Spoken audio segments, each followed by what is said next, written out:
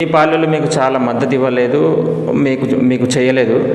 So ఈ 5 ఏళ్ళల్లో వాళ్ళని మీరు ఎలా చూడబోతున్నారు మీ పాలెలని?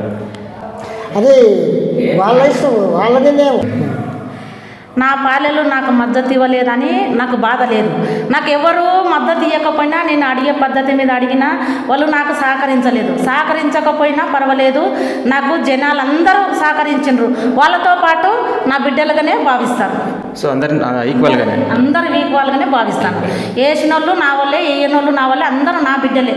నేను ఈ 5 సంవత్సరాలు నేను మంచి పేరు తెచ్చుకోవాలని నేను కోరుకుంటున్నాను. అంటే మా సొంత రక్త సంబంధికులు మాకు చేయలేదు అనేది కొన్ని చోట్ల ఇబ్బంది పెట్టడం అవన్నీ ఏమీ లేదు.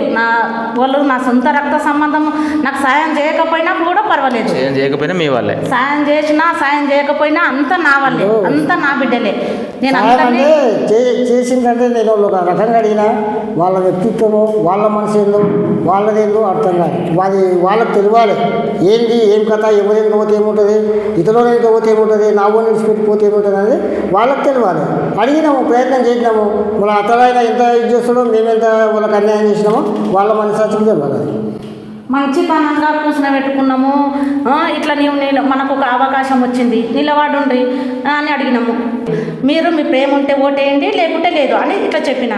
సరే నీ ఎంట తిరుగుతామన్నారు. తిరగకుండా కూడా వ్యతిరేకంగా చేసిన కూడా నాకు బాధ లేదు. సరే దేవుడా నీవే దిక్కని నేను జనాలను నమ్ముకొని దిగిన. అందరూ సమానంగా, అందరూ సమానమే. నీ 5 సంవత్సరాలు నేను ఈ ఊరిలోన మంచి పేరు తెచ్చుకోవాలని అనుకుంటున్నాను.